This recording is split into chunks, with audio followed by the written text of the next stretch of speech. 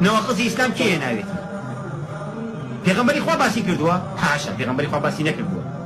صحابه باسی کردووە حاشا صحابه باسی نکردووە تابعین باسی کردووە حاشا تابعین باسی نکردووە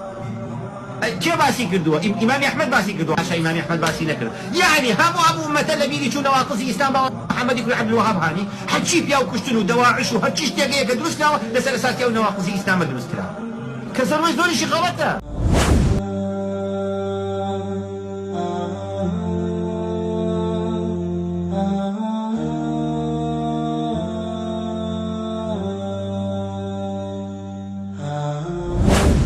اما عقيده وبير وباوري منا ماني بيش مرقمان بيا مسلمانه اسايش مان بيا مسلمانه همي مان بيا مسلمانه الا او كسي خوي بلا من كافرم الا او كسي خوي بلا من كافرم اما عقيده وبير وباوري منا اما عقيده وبير وباوري منا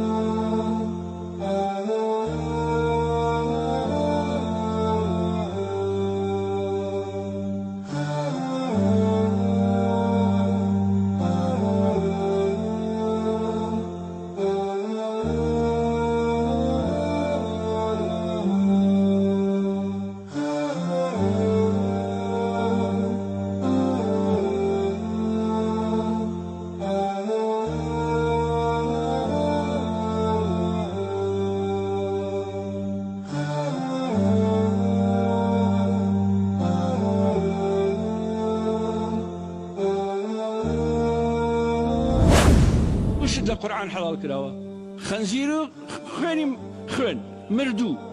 حرام كراوة باشا داي باقي كيف حرامة كردوة اي خواه بو تقول لا يما اما الرجوان مالي يما حشتر بو سر ببرين لا يواني يشنا بو حشتر يصر بنو حلالي كردوة داي بوجدان تان خويني حشتر خوش اين قوشتي حشتر خوش هاي برس پۆشینی چەشنا و چەشنی جلوبەرگی سەراپاپۆش و سەرپۆش و تەنانەت دواکەوتوانەتر لە شەستەکان و هەفتەکانیش هیچ پێویستێکی ڕوحی ئەم هەموو مەزەب و دین و هینەی دروست نەکردووە هەمووی بەسڵەحەتە تا ئێستا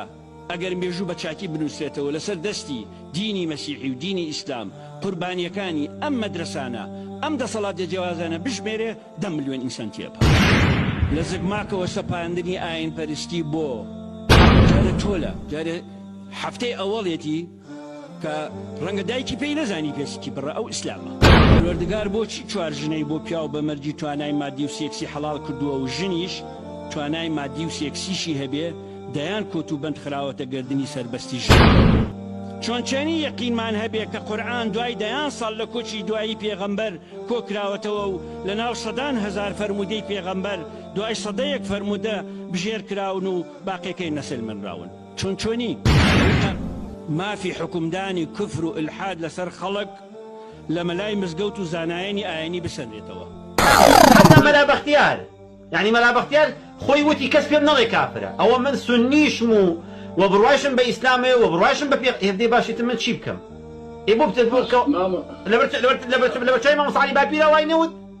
بەڵێ ئاگادارم ئێ خدێ باشیتر بەڵام نەوەڵاتەوە درۆکی کافری خۆ من لە دڵی ئەوانی ئەمە عەقیدە و بیر و باوەڕی منە مانی پێشمەرگەمان پێ مسڵمانە ئاسایشمان پێ مسڵمانە هەموویمان پێ مسڵمانە ئیلا ئەو کەسەی خۆی بڵێ من کافرم ئیلا ئەو کەسەی خۆی بڵێ من کافرم ئیلا ئەو کەسەی خۆی بڵێ من کافرم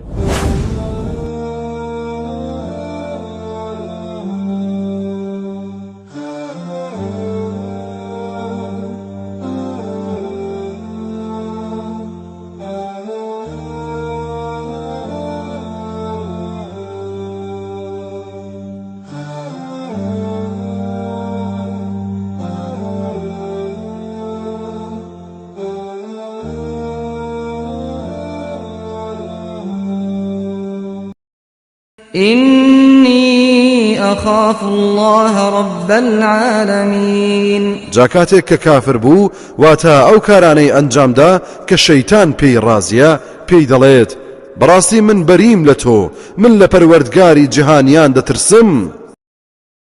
قال رب فأنظرني إلى يوم يبعثون شەیتان وتی پەروەردگارە مۆڵەتم بدە هەتا ئەو ڕۆژەی هەمووان زیندوو دەکرێنەوە حتى إذا أدركه الغرق قال آمنت أنه لا إله إلا الذي آمنت به بنو إسرائيل وأنا من المسلمين فرعون خەریک بوو دەخنکە ئالەو کاتەداوتی وایتر باوەڕم هێنا بەوەی کە هیچ خودایەک نییە جگە لەو خودایەی کەنەوەی ئیسرائیل باوەڕیان پێهێناوە و من ئیتر لە موسڵمان و ملکەچانم